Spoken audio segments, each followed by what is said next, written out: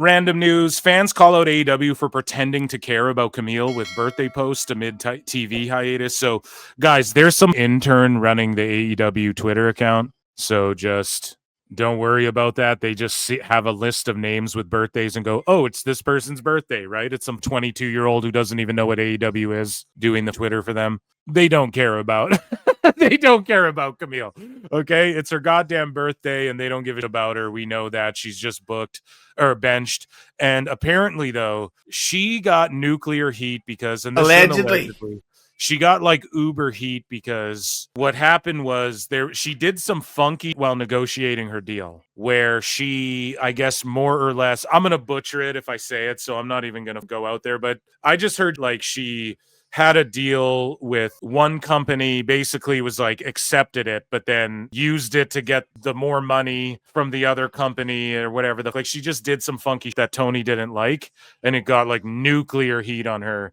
And that's why they brought her in just for that, to save face during when that movie came out. Because there was other TNA stars or AEW stars, and then Naomi, when she was in TNA, I believe, filmed her for that movie, but there was other AEW stars in that movie about Mildred Burke or whatever, and they literally just brought her back for that. That was just to kind of save face. Hey, she's in this movie too, so we'll use her. And they had never had any intention of like whatever she did got her so much heat that if Tony didn't even have to use her, then he was not going to use her then. Tegan Knox finally gets her gig on Collision. Now, I doubt she's on the main roster, quote unquote, on salary or whatever.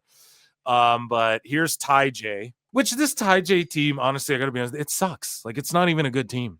And Tegan Knox shows up with, I'm so sorry, I forget her wife. This is her wife, I believe, right? This is her partner or wife. I'll just call her your wife, dude. Don't be gay, dude. That's your wife, right? No, but Tegan's wife is a wrestler as well, I'm pretty sure. And they are like a tag team on Collision. Okay, why didn't they come in and have a run, or like you build the division, or like, okay, good. They're beefing with Ty J. Does Ty J just knock them off before they get in the tournament? Like, again, whatever match happens with Ty J is too predictable because we know that Ty J's in this tournament, so they're going to win their match against Tegan and her chick. Or if Ty J loses to Tegan and her chick, then Tegan and her chick should be in the tournament. Tony's the worst booker, I think, who's ever lived. Are you guys following this? I'm going psycho, just like trying to hammer logic across and with this whole women's tag division. I don't know, dude. It's driving me nuts here, but good additions. Okay, you have a women's tag division. Good. Tegan Knox is a pro wrestler through and through. Okay. So sorry to interrupt. She looks great too. She looks shredded. she's keeping her WWE look kind of going. The vibrant colors and whatnot. How's it been? And so she remembers Ty J from NXT. They just made, hey, Ty, how's it been? From NXT, guys. No one cares, okay? Future baddie, Miranda Alizé. Miranda Alizé. I think that's her wife. Next to the I got to pause a bunch. It's AEW. They'll snipe. With the get Don Stevens, who we're going to talk about later. The shiniest wizard. You know that. And it's no secret, and we know that you know that we are two of the best wrestlers on the independent circuit. So we thought maybe, just maybe, because we are such an incredible team both in and out of the ring, we thought we'd come with the best wrestle, right? And that is AEW. You're right, but that was a little bit rude. Well, that was I'm so sorry, Ty. Hold on. Listen to Ty come in. You're right, but that was a little bit rude. And we don't really like rude people around here. Good. But do you know what we like? We like a good challenge. And if you want to fight, you got one. Perfect. I am so scared. Let's go. Oh my gosh. She better be. Oof. See you in the ring. She gonna get burned. Oh, playing with fire. How they both play with fire? She sounds deaf. No, sounds like Miles Bourne, dude. I understand Miles Bourne better. No, I'm just saying, right? Like Anna Jay, maybe let her cut the fucking promo in that instance, right? Like we need a promo class over there. What's Billy Gunn doing? Sitting at home? Get him fucking doing promo class. Enunciate a little bit, right? Like fucking Io Sky knows that she has a thick accent, so she really enunciates when she's fucking talking, right? AEW Women's Tag Title Tournament starts next week, which is this week. Time Cop! Aminata and Hayter versus the Sisters of Sin. So Sisters of Sin are going to win that one because Aminata and Hayter are glorified jobbers, two glorified jobbers, which is a fucking shame. Aminata needs to get into NXT as well. She needs to get the fuck out of AEW. Willow and Harley just thrown together, dude. Thrown together teams. Like, oh God. Harley just goes like from friend to friend to friend to friend to friend group to friend group. Then she's Harley Graham. Then she's Puppet Harley. Then it's now she's just friends with Willow. It's like, all right, man. Willow and Stat was right there with Stokely and shit. They established that it just disappeared out of nowhere. And then fast forward like 6 months to a year. Or how long have they been split up? Fast forward 6 months, Stat's the world champ, and Willow's just in a team with Harley. Fucking great booking. Like, and then Monet and Athena, who just have beef, but they're kind of friendly, but they're both like we're reigning with our titles forever. But Monet and Athena are gonna win that, obviously. This is the most obvious tournament ever. So then Windsor and Rio. So Rio comes back. Everyone's gonna say she's getting bullied again because people are gonna say her fucking match stinks or whatever their opinion is on her. I like Rio personally. You guys know that. I fucking put her over. It doesn't trigger me like the little Japanese wrestler doing like ninja shit like Muda or Ultimo Dragon or whatever. Like I don't know. I've always been into it. But Windsor, who was shoved down our throats and then all of a sudden just gets banished to Ring of Honor out of nowhere. It just shows you Tony has no real long-term plans. He just hired Bruv's wife, pushed her in a title match, had her go over on people and shit, win 4 ways of people on the main roster. Then she fucking gets a title shot, loses, goes down to Ring of Honor, creeps up to team with Riho, and they're clearly going to lose to Tony and Mina. They're clearly going to lose. Each of these matches we know who's going to win.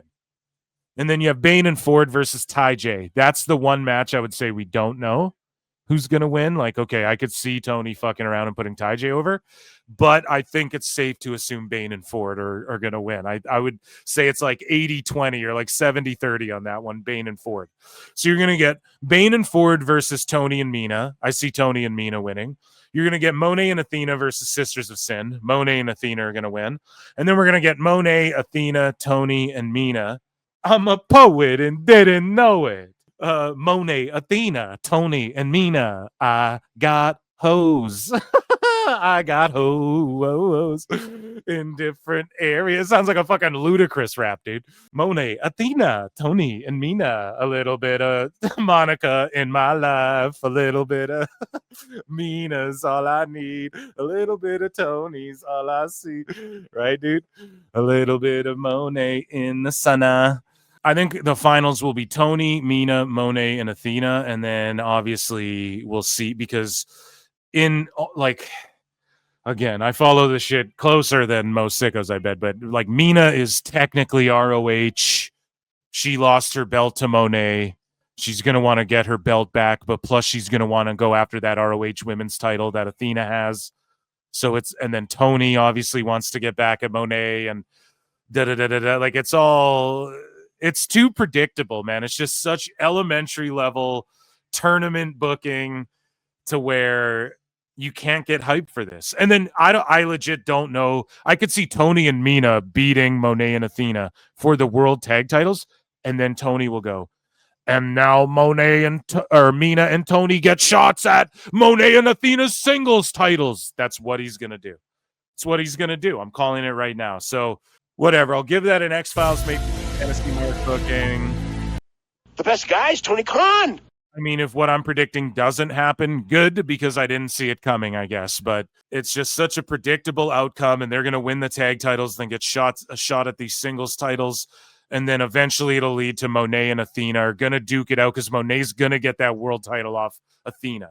It just will happen. At some point, she will have the Ring of Honor title as well. Tony owns the company. There's no way he doesn't fucking do that as part of this Ultimo Dragon belt collecting shit. So yeah, just a lackluster tournament to say the least. And we saw all of those teams fight each other in a 4-way, or not all of them. Like there were other teams, but like we saw that 2/3 of the division get cleared out in a fucking 4-way already, in a 4-way clusterfuck tag already before the opening round. So it's like, well, now you're just gonna beat everyone again. It's so bad just to get your single stars over. Mina, Tony, Monet, and Athena are all single stars. So they're gonna do this whole thing instead of pushing the Sisters of Sin and that other fucking team, the Ty J or whatever, and building them up and building a division around them. They're gonna fucking just give it to their singles women. It's so funny. Oh fuck, dude. It just pops me so hard to think about, like,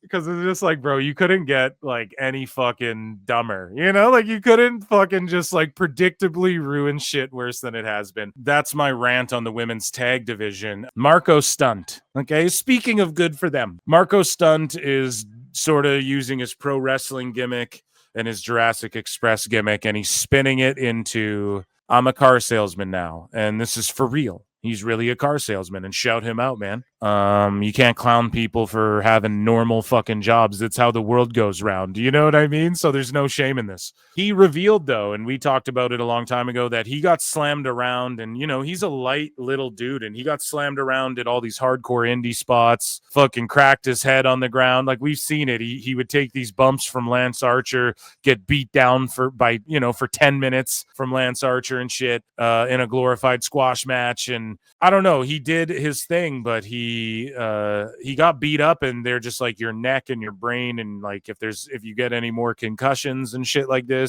you could die, is what he's revealed in Minecraft, right? That's what he's revealed, that his doctors have said and shit. Here's him selling cars, and this just went viral. And yeah, shout out Marko Stunt. Hey, what's going on? My name is Noah Nelms, aka Mr. Fun Size on the lot. I'm here at Homer Skelton Ford. I'm a salesman here at Homer Skelton Ford. Haven't been a salesman very long, but that's not the point. I love what I do. I come here energetic and ready to work, and I'm here to make deals fun. I'm here to give you some fun size deals. That's what I'm here to do. You're not gonna have an average, ordinary, car buying experience. I don't know, his promo's pretty weak. Him like climbing up the trees and falling off cars, and like, yeah, that's kind of funny. And like kind of doing stunts, okay. But him just like, I don't know. You're gonna remember this, I promise you. I'm gonna make sure you remember it, and we're gonna have fun while doing it. But no, I absolutely love doing what I do. I like dealing with people. I come from a background of dealing with lots of people. Who's his editor, bro? I'd have edited this up way nicer. I was a professional wrestler for 12 years, and I got to be in front of major crowds. I was on television for 4 years out of those 12 years. I got to live my dream, and I got thrown around a lot, and I loved it. And now I do the throwing around. It's great. I'm not going to throw you around or anything, but I good for him, but the promo's terrible. You could edit this too to be more fun, and like in between his little stumbles and shit. I throw around, because it's a quick little minute-long ad, right? It's not like we're sitting here fucking for 5 hours or 4 hours tonight hanging out. You guys grant me a little leeway if I'm like, oh shit, I got to pull up this tab. Wait a second, guys. This thing over here, right? You get a little bit. We're sitting here for 3 hours. You're fucking watching Marko Stunt in this minute-long. Hey, I'm gonna sell you cars. Like, it's got to be fucking boom, boom, boom, boom. You could even cut in some of his wrestling footage. Like, where the fuck is, I'm sure Tony Khan wouldn't sue him for that or whatever. Deals. Don Stevens is poor Marko Stunt's fucking car selling thing, but good for him though. I'm glad he's out there doing the damn thing and not slamming his head around and shit. It's all over the place. That's or like getting stomped onto dildos. You guys remember that? He did that indie spot where I think Effie was gonna hit him with that, like that move that fucking Candice LeRae would do. It's like a stomp, but she grabs your arms or whatever, and his face and his mouth was wide open, like over that giant dildo. You guys remember that? I do. I'm throwing. No, just me. All right. Out fun size deal like they're hotcakes. Okay, that's what I'm doing. But enough about that. I'm here for you. I want to put you in a brand new car, maybe a used car. It could be a used car. That's fine. We got plenty of those too. Plenty new, plenty of used. Come see me at Homer Skelton Ford. You're picking the right person right here, Mr. Fun Size. Remember that name and get you into a fun size deal. Cut.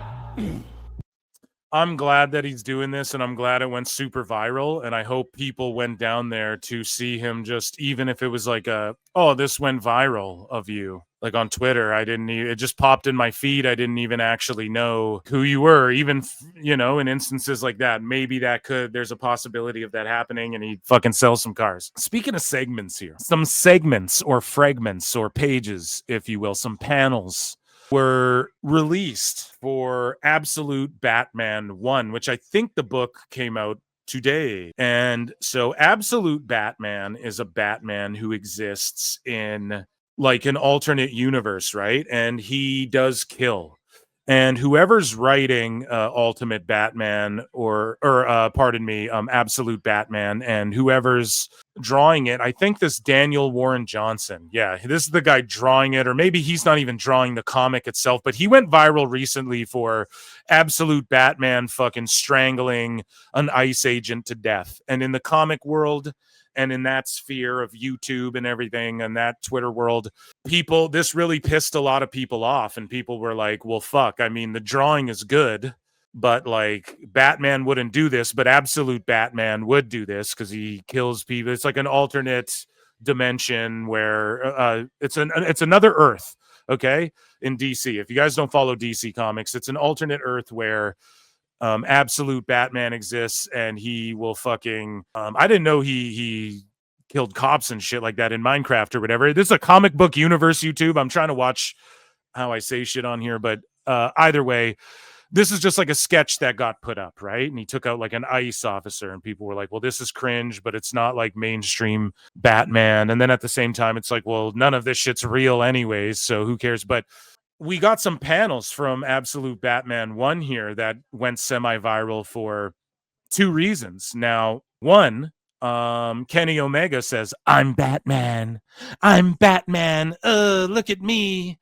Look at me glide. I'm soaring.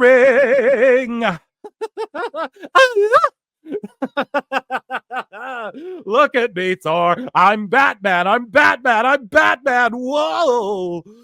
This is my city, my pretty city.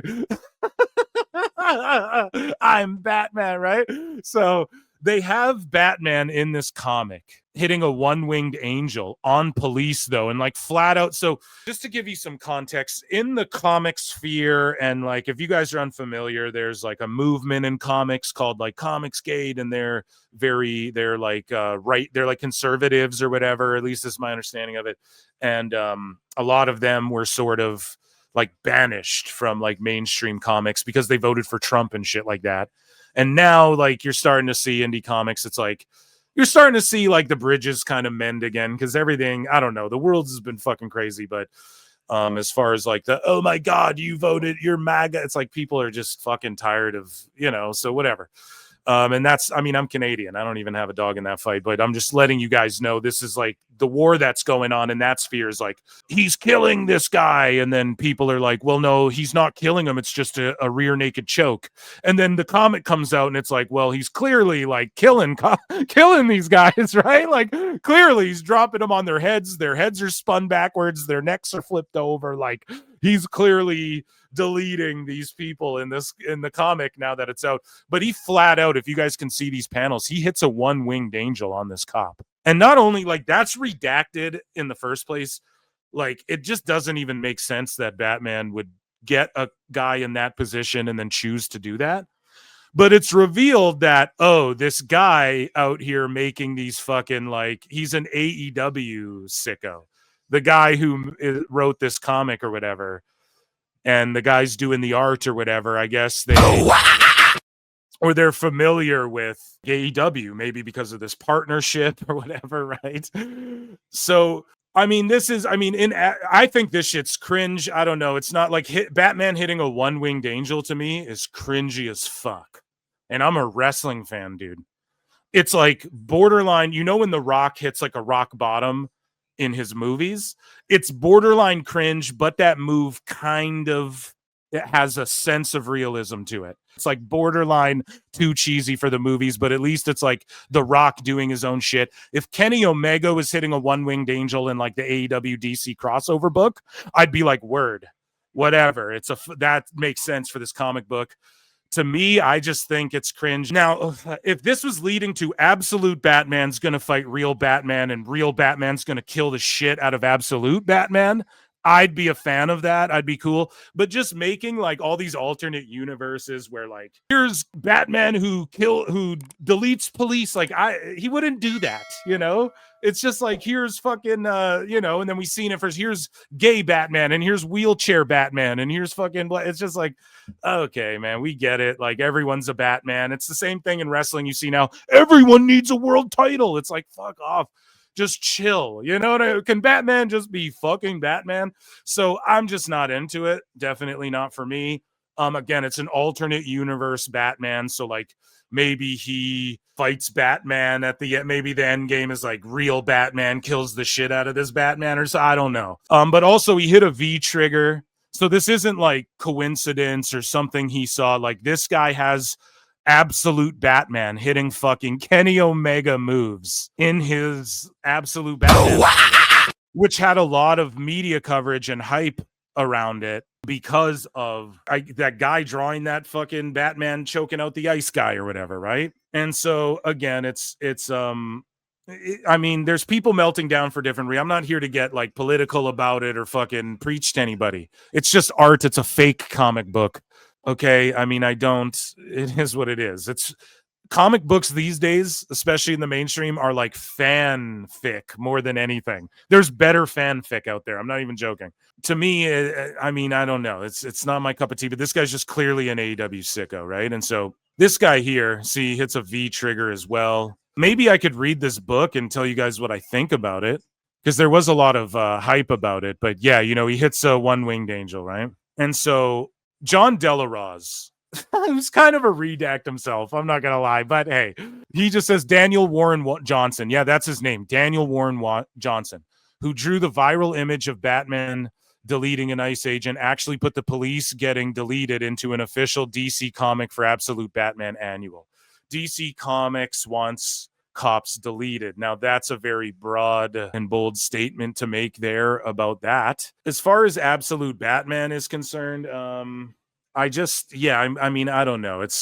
I could read it if you guys wanted me to check it out, but the version of Bruce Wayne and Batman is a part of DC's Absolute Universe, the AU imprint, which isn't the same as the animated universe, because DC AU often refers to the animated universe, but a separate reality created by the villain Darkseid as a twisted mirror to the main DC universe, Earth Zero. Unlike the classic Batman, who's a wealthy heir with Wayne Manor, Alfred as his butler and vast resources, Absolute Batman is a 24-year-old blue-collar civil engineer from Gotham's impoverished crime alley. He lost his father, Thomas Wayne, in a mass deletion. You guys know what I'm saying? Like, it's kind of during a school trip. It's like very trying to take real world shit and put it in, you know, which I mean, comics have always done that. They've always made political statements. You've always had Captain America like punching fucking Hitler and stuff like it's happened, but which drove him but like, that's not even really a political thing. That's like, you know, but anyways, which drove him to become a self-made vigilante using homemade armor and gadgets, fighting corruption in a grittier, more chaotic Gotham. Alfred Pennyworth appears here as an MI6 agent tracking him rather than a loyal ally. The series launched with Absolute Batman #1, written by Scott Snyder and illustrated by Nick Dragotta, and it quickly became one of 2024's top-selling comics. It debuted in a Vision in DC. Here's the thing, though. I think sales overall way down. So it being top-selling isn't a sniff to, like, even a decade ago or 2 decades ago or 3 decades ago, especially for, you know, Alfred Pennyworth appears here. Okay. It debuted in a Vision in DC, all in special #1 before its full run. The setup emphasizes heroes as underdogs without privileges, distinguishing it from mainline continuity while allowing potential crossovers in the broader multiverse. So his dad got deleted in a school trip, and so he becomes Batman. Like, it's just all lame. The concept to me is just like, no, just make a new character where that's his thing. So it's like all the heroes are villains or whatever. And I'm sorry if that's like triggering to folk as well.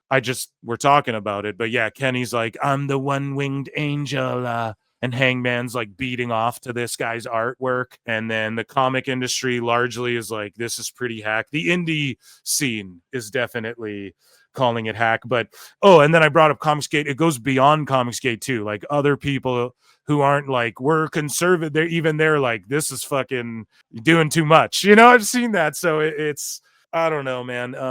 If it's one of their top selling books, again, good for them. But I mean, hey, the comic industry is largely in a decline, just in general. I would say during the pandemic, it spiked high again, especially for like indie artists. And then it's sort of just leveled out, man. It's kind of gone downhill again, but that's another convo for my other channel. But